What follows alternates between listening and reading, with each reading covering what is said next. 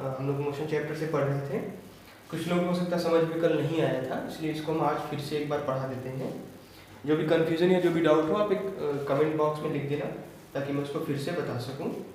ठीक है, तो इसमें 8.4 आर्टिकल में से एक सब आर्टिकल है, आर्टिकल नंबर 8.4.1। ठीक है, जो कि है distance time graph.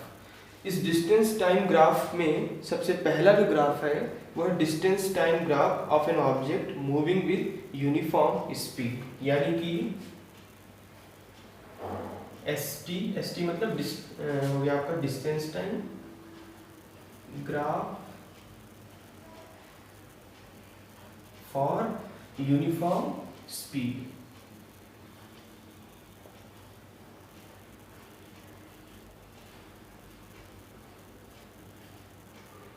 ST graph for uniform speed. ठीक है, तो इसमें ग्राफ आपकी बुक में बना हुआ है, आप देख सकते हैं अगर आपके सामने बुक हो। फिगर नंबर 8.3 जो बना हुआ है, इसमें सिंपल सा एक ग्राफ बना है, हमने कल भी इसी तरह बनाया था। इस एक्सिस पे हमने, वाई एक्सिस पे हमने ले लिया डिस्टेंस, ठीक है, वाई एक्सिस पे डिस्टेंस ले लिया, और एक्स एक्सिस पे हमने ले लिया टाइम। ठीक, टाइम ले लिया। अब इसमें जो ग्राफ बना हुआ है वो कुछ ऐसा बना हुआ होगा। देखो, इस ग्राफ को हम लीनियर वेरिएशन की फॉर्म में भी समझ सकते हैं, यानी कि हमने कल कहा था कि डिस्टेंस जब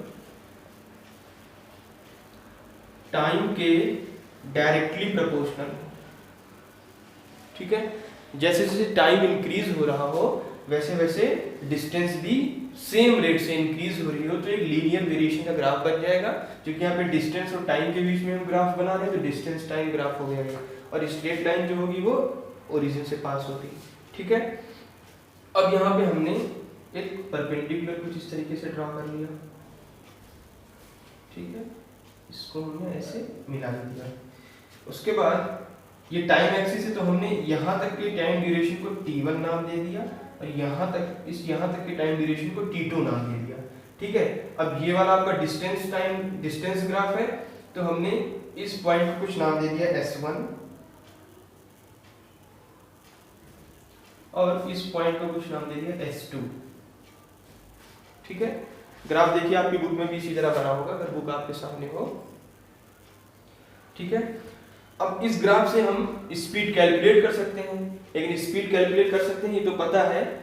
इसमें आपको समझ में कल क्या नहीं आया होगा कि सर यूनिफॉर्म स्पीड में कैसे एक लीनियर वेरिएशन का ग्राफ बना दे रहे हैं, और नॉन यूनिफॉर्म स्पीड में कैसे एक कर्व शेप में ग्राफ बना दे रहे हैं। तो गुड इवनिंग।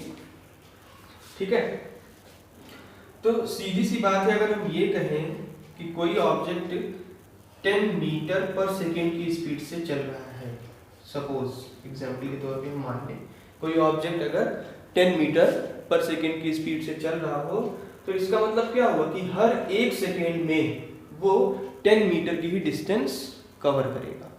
ठीक है, हर एक सेकेंड में वो 10 मीटर की डिस्टेंस कवर करेगा, यानी कि हम कह सकते हैं कि अगर वो एक सेकेंड में सपोज चला 10 मीटर, तो अगले एक सेकेंड में कितना चल जाएगा वो 10 + 10 यानी कि 20, यानी कि 2 सेकेंड में टोटल कितना चला 20 मीटर। फिर अगले सेकेंड में यानी कि टोटल 3 सेकेंड जब हो जाएंगे तब वो चल जाएगा 30, इसी तरह 4 में 40। तो इस टाइप के मोशन में को हम एक कहेंगे कि ये यूनिफॉर्म स्पीड में चल रहा है। ठीक है, तो हम ये कह देंगे कि भाई इसका जो ग्राफ बनेगा वो ऐसा, यानी कि वो हर सेम टाइम इंटरवल में, या ये कहें कि हर एक फिक्स टाइम इंटरवल में सेम डिस्टेंस ट्रेवल कर रहा है। ठीक है, तो ये आपका ग्राफ होगा यूनिफॉर्म। ठीक है ना, अपॉन टाइम होता है, तो डिस्टेंस हो जाएगी आपकी t1 में चला वो s1 डिस्टेंस, और t2 में s2। ठीक है, t1 सेकेंड की टाइम की यूनिट हम सेकेंड या मिनट कुछ भी ले सकते हैं, तो t1 सेकेंड में सपोज चल गया s1 मीटर, t2 सेकेंड में चल गया s2 मीटर, तो जो स्पीड आ जाएगी वो आ जाएगी v = s2 - s1 divided by t2 - t। ठीक, ये हो जाएगा आपका। यूनिफॉर्म स्पीड के लिए ये ग्राफ आपका हो गया। यूनिफॉर्म वर्ड का मतलब क्या होता है? यूनिफॉर्म वर्ड का मतलब होता है कि सेम होना, ठीक है ना, मतलब कुछ भी चेंज ना होना, ठीक है, एक सेम रेट से जो है चीज़ों में चेंजिंग होना, उसको हम बोलते हैं यूनिफॉर्म। यहाँ पे यूनिफॉर्म स्पीड का मतलब ये हो गया कि एक ऑब्जेक्ट जो है वो फिक्स टाइम इंटरवल में सेम डिस्टेंस ट्रेवल कर रहा है या कवर कर रहा है, तो हम बोल देंगे वो यूनिफॉर्म स्पीड से चल रहा है, ठीक है।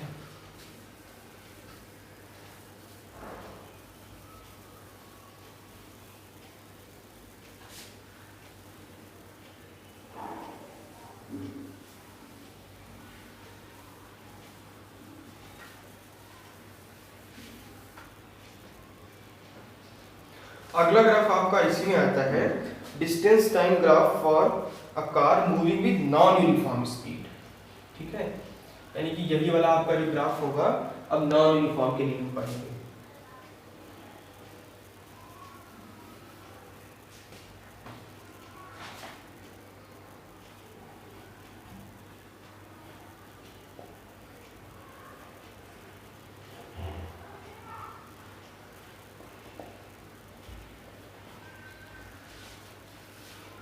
ठीक है, नॉन यूनिफॉर्म का मतलब क्या होता है कि एक सेम रेट से चेंज ना, ठीक है।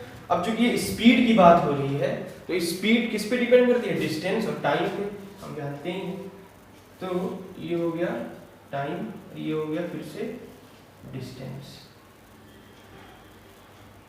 ठीक है।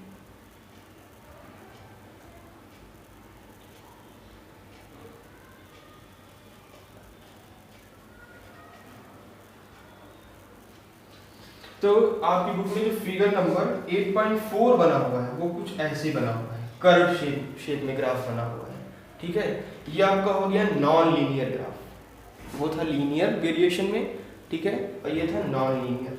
अच्छा, इस ग्राफ में देखिए क्या हो रहा है कि ऑब्जेक्ट की जो डिस्टेंस है वो इंक्रीज तो हो रही है लेकिन सेम रेट से इंक्रीज नहीं हो रही है, ठीक है ना, सेम रेट से इंक्रीज नहीं हो रही, इसलिए ग्राफ कैसा बनेगा? कर्व शेप में बनेगा। आपकी बुक में टेबल नंबर 8.2, अगर क्लास जब हो जाएगा तो कभी देखना जब टाइम मिले, तो 8.2 में जो वैल्यूज दी हुई हैं वो आपका इसी ग्राफ के लिए बनी हुई है। एनसीईआरटी बुक में टेबल नंबर 8.2 आप लोग देख लेना, ठीक है। तो इस ग्राफ से हम ये समझ सकते हैं, ये कह सकते हैं कि जो डिस्टेंस है वो टाइम के रिस्पेक्ट में अलग अलग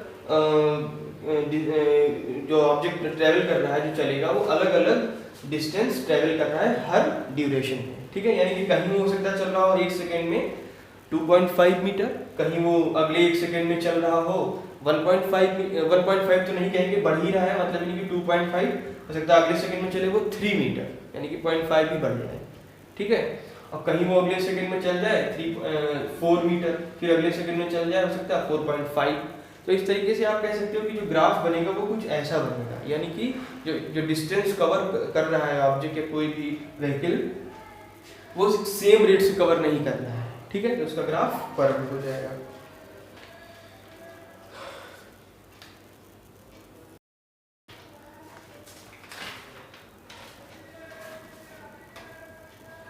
ठीक है, अगला ग्राफ इसमें आता है आर्टिकल नंबर 8.4.2 से वीटी ग्राफ, जिसको हमने कल बताया ही था। वीटी ग्राफ का मतलब होता है velocity time graph.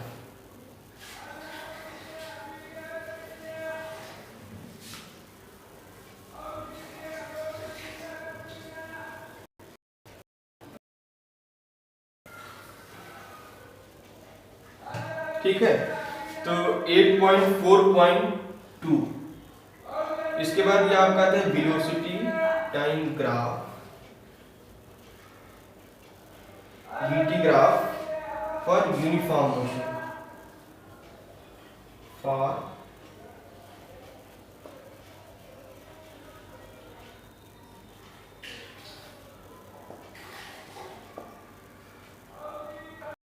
Uniform motion. अब हमें लिखा हुआ इसमें है कि वीटी ग्राफ, यानी कि हमने अगेन एक्स एक्सिस पे टाइम ले लिया, मान लिया हमने सेकेंड में ले लिया, ठीक है, और वाई एक्सिस पे ले लिया वेलोसिटी, ठीक है, मीटर पर सेकेंड में, ठीक है। अब हमने कल बताया था कि यूनिफॉर्म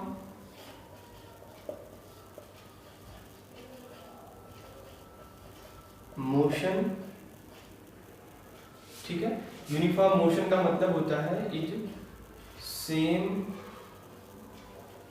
एज यूनिफॉर्म वेलोसिटी, ठीक है। Okay, I will tell you how we will find average velocity, ठीक है ना। सबसे पहले इसको समझ लो जरा। अच्छा, यूनिफॉर्म मोशन का मतलब यूनिफॉर्म वेलोसिटी होता है। वो कैसे? वो ऐसे कि जो वेलोसिटी जो होती है उसमें दो चीजें होती है। कौन कौन सी? सबसे पहले तो उसका मैग्नीट्यूड और दूसरा डायरेक्शन।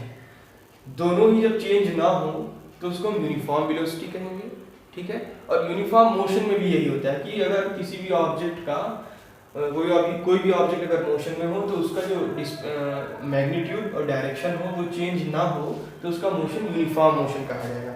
यानी कि हम ये कहेंगे कि ऑब्जेक्ट जो है वो टाइम के साथ साथ अपनी स्पीड या वेलोसिटी के जो मैग्नीट्यूड है, ठीक है ना, स्पीड तो सिर्फ मैग्नीट्यूड पे डिपेंड करता है, वेलोसिटी का जो मैग्नीट्यूड है वो कांस्टेंट है, यानी कि टाइम तो बढ़ रहा है, ठीक है ना। मतलब वो कुछ देर तक उसने क्या किया, अपनी स्पीड को बढ़ाया और उसके बाद अपनी स्पीड को सपोज फिक्स कर, यानी कि जब तुम्हें आप लोगों ने देखा होगा स्कूटी या बाइक जब कोई चला रहा होता है तो स्पीड को ना हम कम करें, यानी कि ना हम ब्रेक लगाएं, ठीक है, और ना ही हम एक्सीलरेटर से उसकी स्पीड को बढ़ाएं, स्कूटी की उसको कांस्टेंट रखें। एक्सीलरेटर जो राइट हैंड पे होता है उसको हम फिक्स रखें।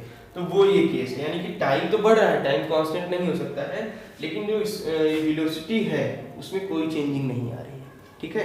तो ये ग्राफ आपका बन गया velocity time graph for uniform motion, ठीक है।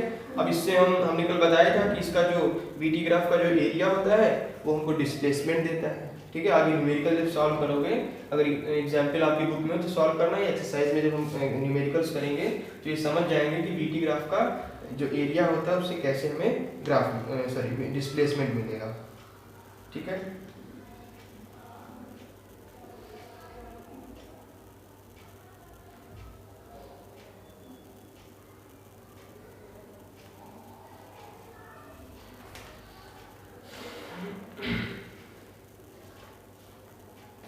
ठीक है, उसके बाद जो है आपका अगला ग्राफ आता है VT graph of A car moving with uniform acceleration, ठीक है।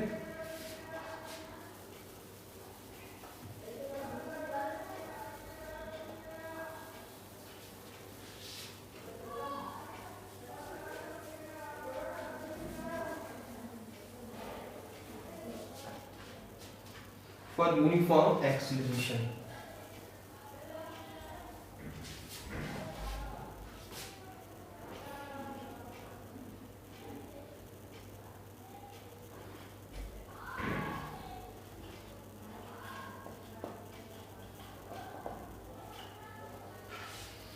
VT graph for uniform acceleration.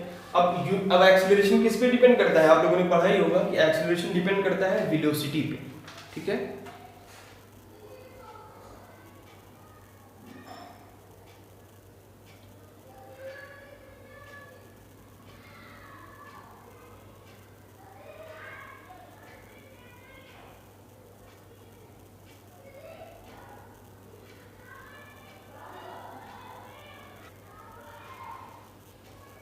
समिष्ट Singh क्या लिखे? In the previous class you told us that value of 1 newton is equal to 10 to the power 5 dine.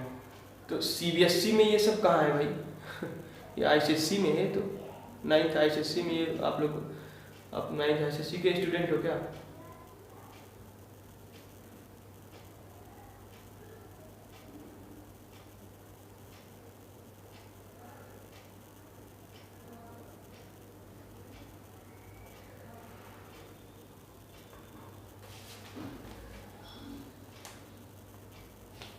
ठीक है, तो जो acceleration होता है वो डिपेंड करता है वेलोसिटी पे, ठीक है। यानी कि वेलोसिटी अगर बढ़ रही है तो हम कहेंगे कि एक्सेलरेशन हो रहा है, और वेलोसिटी अगर डिक्रीज हो रही है तो हम कहेंगे कि रिटार्डेशन हो रहा है। और वेलोसिटी में अगर कोई चेंज नहीं है, यानी कि वेलोसिटी का ना तो मैग्नीट्यूड चेंज हो रहा है और ना ही उसका डायरेक्शन, तो हम कहेंगे कि वो एक्सेलरेटेड मोशन नहीं है। और अगर दोनों में से एक फैक्टर भी चेंज हो रहा है, चाहे वो मैग्नीट्यूड हो या डायरेक्शन, तो हम कहेंगे कि वो एक्सेलरेटेड मोशन है। ठीक है, अब यहाँ पे यूनिफॉर्म एक्सेलरेशन की बात हो रही है, तो फिर यूनिफॉर्म वर्ड के लिए जो ग्राफ बनेगा, यानी कि ये वेलोसिटी पे डिपेंड करता है, तो जो यूनिफॉर्म वर्ड की बात आई है, वो जो वेलोसिटी होगी, हमने कल भी बताया था, वो एक सेम रेट से इंक्रीज करेगी। ठीक है, जब सेम रेट से इंक्रीज करेगी तो एक्सेलरेशन जो होगा वो यूनिफॉर्म होगा।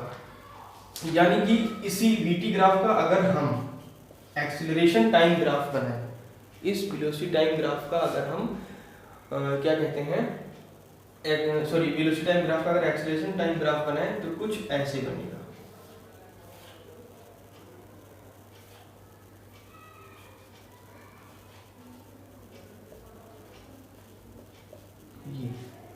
ये मतलब होता है यूनिफॉर्म एक्सेलरेशन का, यानी कि एक्सेलरेशन जो है वो कांस्टेंट है।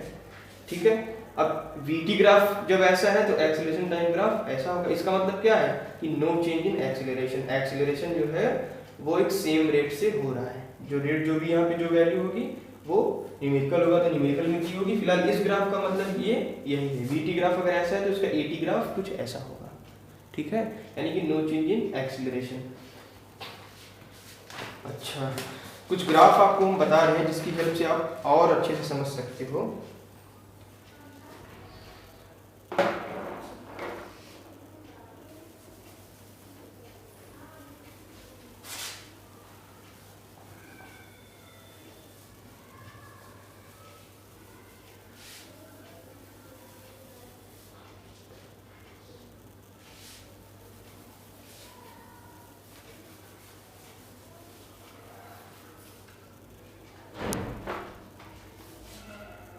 ठीक है, जैसे अगर हम यूनिफॉर्म मोशन की बात करें,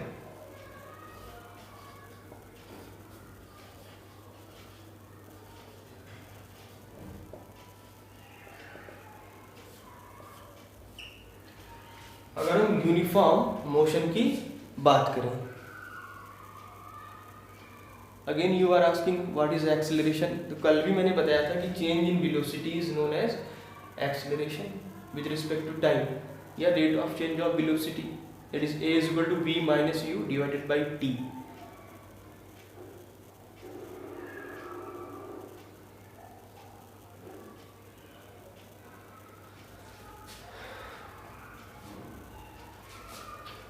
यूनिफॉर्म मोशन में अगर यूनिफॉर्म मोशन में जो डिस्टेंस टाइम ग्राफ बनेगा,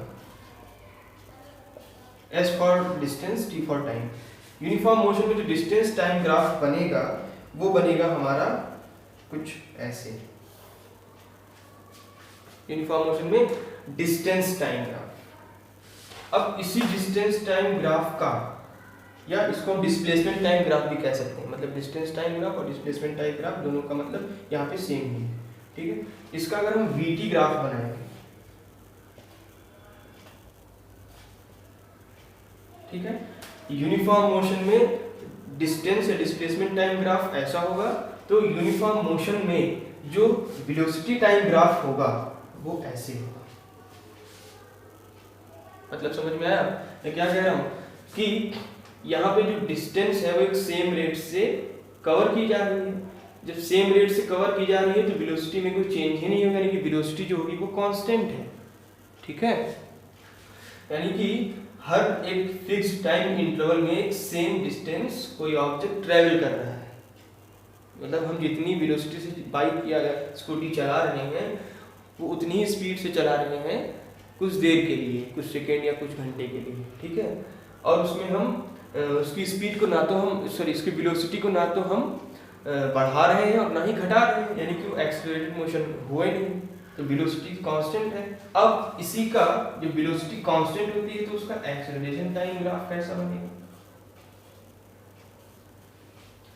एक्सेलरेशन की जब वेलोसिटी कांस्टेंट, यानी कि एक्सेलरेशन डिपेंड करता है वेलोसिटी पे, वेलोसिटी में कोई चेंज ही नहीं है, टाइम तो बढ़ा लेकिन वेलोसिटी फिक्स है, वेलोसिटी कांस्टेंट है। ठीक है ना, तो इसका जो एक्सेलरेशन टाइम ग्राफ बनेगा वो ऐसे बनेगा। ऐसे का मतलब मेरा हो गया कि एक्सेलरेशन विल बी जीरो। तो जब जीरो होगा तो जीरो के लिए हम ये डार्क लाइन ऐसे बना देंगे। ठीक है, this shows the acceleration will be 0। ठीक है, यहाँ पे v जो है वो कांस्टेंट है। ठीक है, फिर से एक बार समझ लीजिए, यूनिफॉर्म मोशन में जो डिस्प्लेसमेंट या डिस्टेंस टाइम ग्राफ बनेगा वो ऐसा बनेगा, यानी कि लीनियर वेरिएशन में। ठीक है, और जो वेलोसिटी टाइम ग्राफ बनेगा वो straight line parallel to the time axis होगी, ऐसे। अब वेलोसिटी जब कांस्टेंट है तो एक्सेलरेशन तो होना नहीं, क्योंकि एक्सेलरेशन डिपेंड करता है वेलोसिटी पे, तो एक्सेलरेशन 0 हो जाएगा। जब एक्सेलरेशन 0 हो जाएगा मतलब एक्सेलरेशन हमारा, यानी कि इस लाइन को यहाँ पे बना सकते हैं, लेकिन यहाँ पे बनाने का मतलब एक्सेलरेशन 0 नहीं होगा, कुछ वैल्यू होगी। 0 यहाँ पे होता है तो हमने इस लाइन को डार्क कर दिया, यानी कि टाइम तो बढ़ रहा है लेकिन एक्सेलरेशन हमारे 0 का 0 ही है। ठीक है, ये हो गया आपका यूनिफॉर्म मोशन। ये ग्राफ आप एक बार अपनी कॉपी पे प्लीज बना के जरूर प्रैक्टिस करना। ठीक है, जब प्रैक्टिस करोगे तो अच्छे से और समझ में आ जाएंगे, और न्यूमेरिकल करेंगे तो हम और अच्छे से इसको और समझ सकते हैं बाद में। उसके बाद एक दो ग्राफ और हम बता दें आप लोगों को।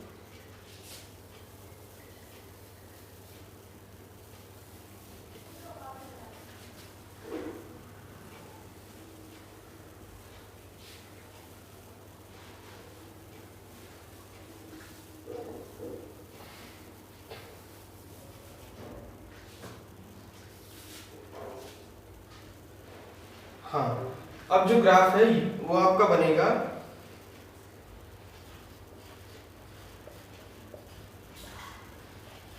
Graph for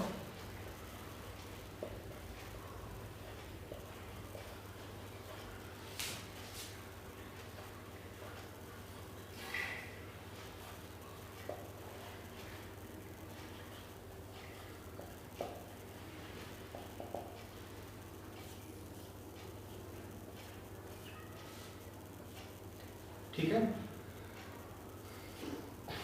graph for uniformly accelerated motion. तो सीधी सी बात है, सबसे पहले हम फिर डिस्प्लेसमेंट या डिस्टेंस टाइम ग्राफ बनाएंगे।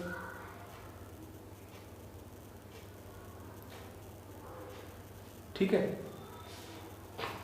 उसके बाद आता है नंबर, अभी हम एक एक करके सारे ग्राफ बताएंगे कि किसका कैसा नेचर होगा। ठीक है,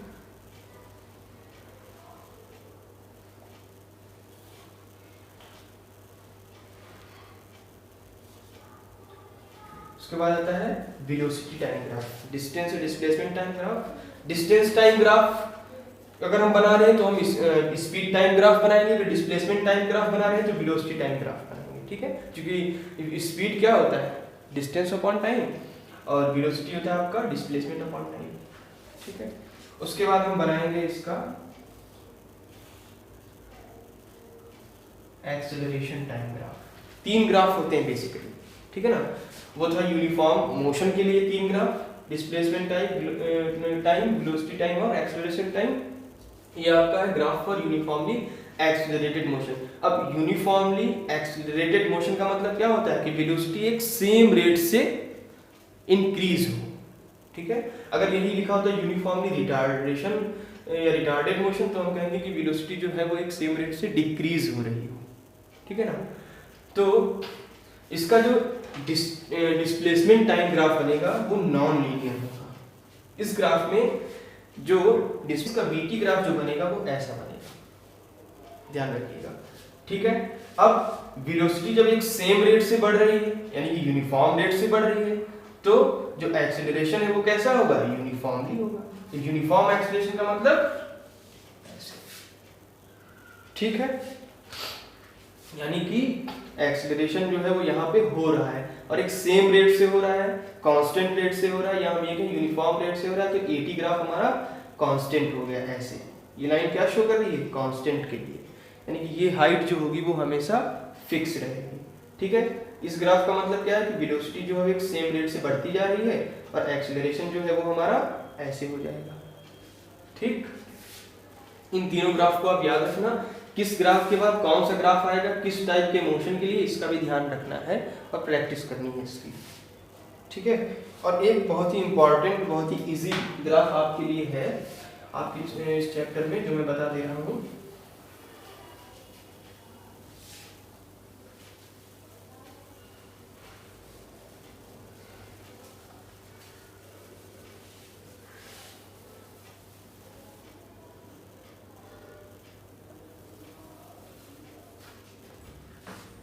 ठीक है, वो ग्राफ कुछ ऐसा हुआ, ये डिस्प्लेसमेंट और ये है टाइम, और हमने इसको ऐसे कर दिया। ठीक है, ये है डिस्प्लेसमेंट टाइम ग्राफ। ठीक है, इस ग्राफ का मतलब क्या हो सकता है? हो सकता है आप लोग समझ भी रहे हो या जानते हो। इस ग्राफ का मतलब है कि जो ऑब्जेक्ट है, जो ऑब्जेक्ट है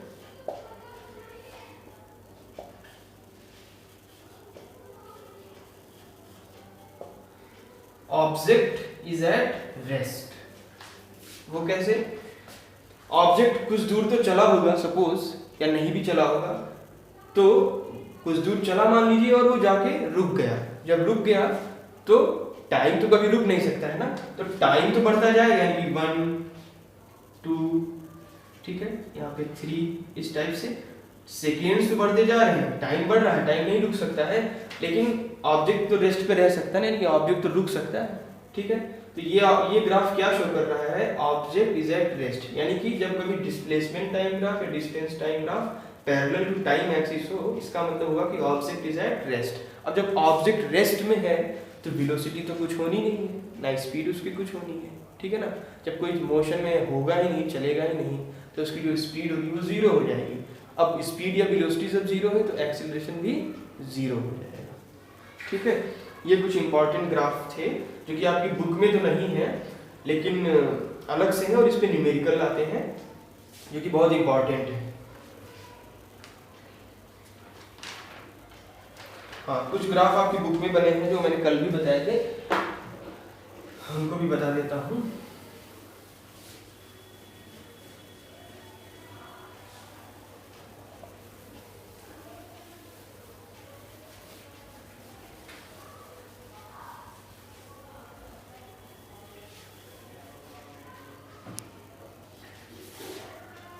ठीक है, कल हम लोगों ने आपकी बुक से फिगर नंबर 8.7a और 7b आपकी बुक में होगा, आप लोग देखे होंगे। BT graph for a car whose velocity is decreasing,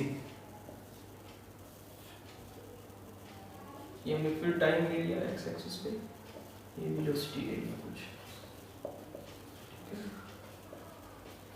metre पर सेकंड। अब मान लीजिए यहाँ पे तो जीरो होता है ओरिजिन, 1 सेकेंड, 2 सेकेंड, 3 सेकेंड हो गया आपका, 4 सेकेंड। ठीक है, ये हो गया आपका, यहाँ मान लीजिए 5, ठीक है, 10, ये 15 को इस तरीके से, ये ऐसे बन जाएगा। अब इस ग्राफ में हम कह सकते हैं कि ये यूनिफॉर्मली रिटार्डेड मोशन है। ठीक है, वीटी ग्राफ जो है ये कैसा है?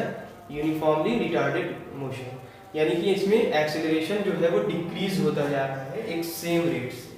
ठीक है, मतलब एक्सेलरेशन जो है वो तो कांस्टेंट है, लेकिन जो वेलोसिटी है वो एक सेम रेट से डिक्रीज होती जा रही है। ठीक है ना, यानी कि उसकी वेलोसिटी जो पहले थी वो 15 मीटर पर सेकंड से, फिर घट के कितनी हो गई? 10 मीटर पर सेकंड, फिर घट के 5 मीटर पर सेकंड, और ये धीरे धीरे फिर जीरो पे आ गया, यानी कि ये वाला एक्सिस जो है वेलोसिटी के लिए जीरो शो करेगा। ठीक है, तो ये हो गया वेलोसिटी टाइम ग्राफ फॉर अगर वेलोसिटी डिक्रीज होगी, तो डिक्रीज का मतलब ये हो गया, अगर वेलोसिटी इंक्रीज कर रही तो ग्राफ ऐसा होगा। ठीक है ना, दोनों का मतलब याद रखना, ऐसे होगा। ठीक है, ये डिक्रीजिंग है,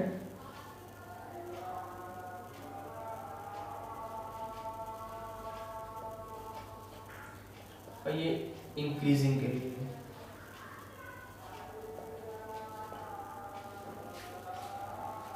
ठीक, इन दोनों ग्राफ से हम एक मोशन की बात करेंगे। सपोज हमने किसी बॉल को अर्थ सरफेस से कुछ हाइट ऊपर के लिए फेंका, कुछ हाइट तक ऊपर के लिए फेंका, ठीक है। ये बॉल कुछ हाइट ऊपर गई ग्राउंड से, सपोज कुछ हाइट एच तक, ठीक है। अब आप खुद समझ सकते हो कि बॉल जब अपनी मैक्सिमम हाइट यहां तक जाएगी, यहां पे इसकी मैक्सिमम हाइट है, तो उसकी वेलोसिटी जो होगी वो 0 हो जाएगी, यानी कि वो रेस्ट पे होगी, ठीक है।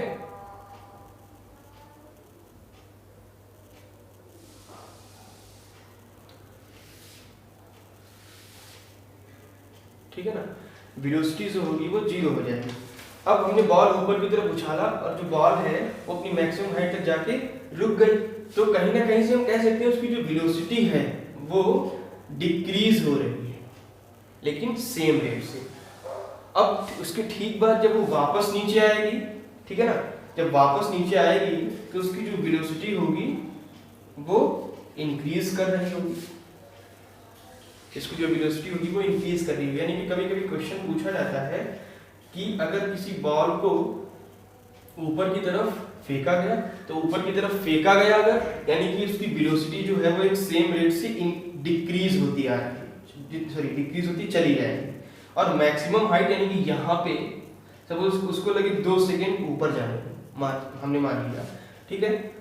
और वो अब एक ये भी बात ध्यान रखना कि ऑब्जेक्ट को जितना टाइम लगता है नीचे से ऊपर जाने में, उतना ही ऊपर से नीचे आने में भी लगता है, ठीक है। और जब वो नीचे आएगी तो उसका जो वेलोसिटी होगा वो इंक्रीज करेगा। तो ये वाला जो पोर्शन इतना है, यानी कि इसको हम अगर कुछ नाम दे दें ए बी, इसको नाम दे दें सी, तो जो ए बी है, ए बी जो शो कर रहा है वो दिखा रहा है डिक्रीजिंग वेलोसिटी, और जो बी सी है वो दिखा रहा है कि वेलोसिटी जो है वो इंक्रीज कर रही है। यानी कि ये हो गया आपका वर्टिकली अपवर्ड मोशन के लिए ए बी पार्ट, और जो बी सी पार्ट है वो वर्टिकली डाउनवर्ड मोशन के लिए, ठीक है ना।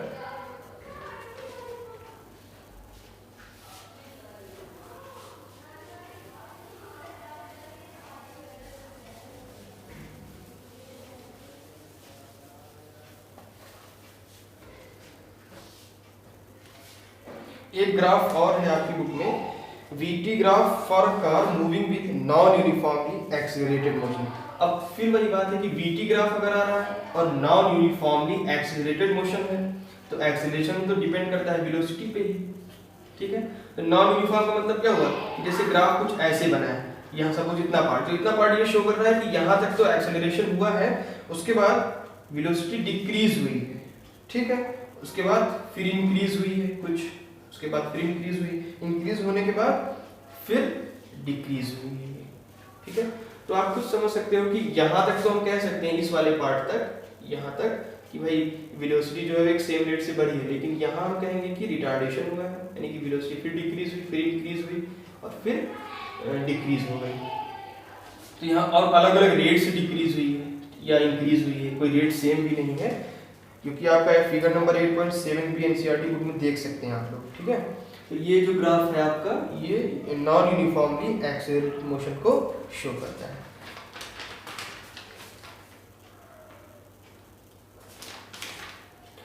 तो ये तो हो गया आपका मोशन चैप्टर में ग्राफ के बारे में। अब जब अगली क्लास होगी तो उसमें हम लोग डिस्कस करेंगे इक्वेशंस ऑफ मोशन या उनका जो डेरिवेशन है with the help of these graphs. ऐसे उसमें वेलोसिटी टाइम ग्राफ जो है वो ज़्यादा इंपॉर्टेंट है, VT ग्राफ से सारी इक्वेशन ऑफ मोशन हम लोग डिराइव करेंगे।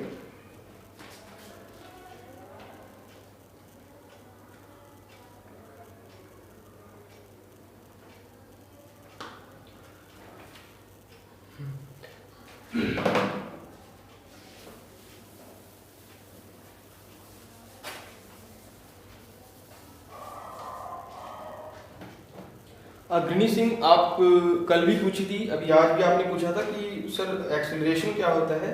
तो acceleration is nothing but your increase in velocity. Acceleration जो होता है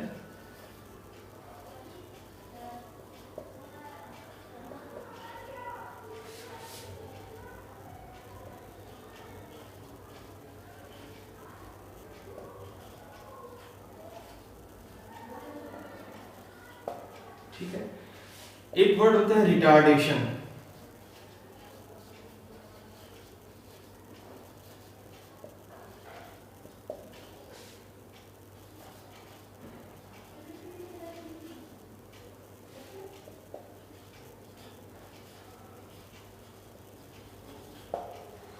हमने दोनों के एग्जाम्पल आप लोगों को अभी दिए हैं। एक्सेलरेशन का मतलब हमने सीधा सा लिया था, या उसका एग्जाम्पल हमने बताया था कि फ्री फॉल मोशन, ठीक है ना। फ्री फॉल मोशन, जैसे कोई बॉल अगर ऊपर की तरफ से नीचे की तरफ आ रही है, ऊपर की तरफ से नीचे की तरफ आ रही है, तो हम कहेंगे कि उसका मोशन एक्सेलरेटेड मोशन है या यूनिफॉर्मली एक्सेलरेटेड मोशन है। यूनिफॉर्मली इसलिए कहेंगे क्योंकि वेलोसिटी एक सेम रेट से बढ़ रही है, ठीक है। और रिटार्डेशन हमने कब कहा, जब हमने उसको नीचे से ऊपर की तरफ फेंका, यानी कि उसका जो वेलोसिटी है वो एक सेम रेट से डिक्रीज होता जा रहा है। तो वेलोसिटी का डिक्रीज होना रिटार्डेशन होता है, जिसको हम डी एक्सेलरेशन भी कहते हैं। और सिर्फ एक्सेलरेशन का मतलब होता है कि इंक्रीज इन वेलोसिटी। अब आप खुद कह सकते हो कि हमने जो अभी इसके पहले ये भी कहा था, या आपकी बुक में लिखा है कि rate of change of velocity, तो रेट का मतलब यहाँ पे हो गया टाइम के रिस्पेक्ट में, ठीक है। टाइम के रिस्पेक्ट में इस वेलोसिटी का घटना या बढ़ना जो है वो एक्सेलरेशन बता रहा है। तो हमने इसको मैथमेटिकली कैसे लिख दिया, a इज इक्वल टू, यानी कि acceleration is equal to final velocity.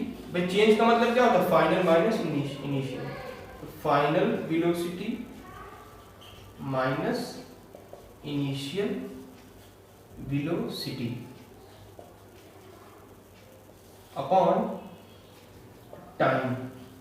ये जो टाइम है, इसी टाइम ड्यूरेशन में चेंज हुआ है, यानी कि हमने इस final velocity minus initial velocity को लिख दिया change in velocity upon time. तो चेंज का मतलब हो गया v minus u, a is equal to final velocity v initial,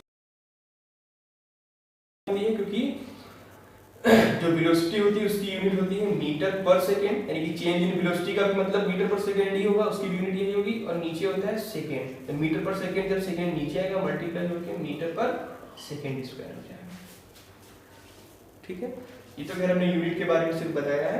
acceleration actual में क्या होता है, बस यही आपको याद रखना है, ठीक है। Okay, that's all for today.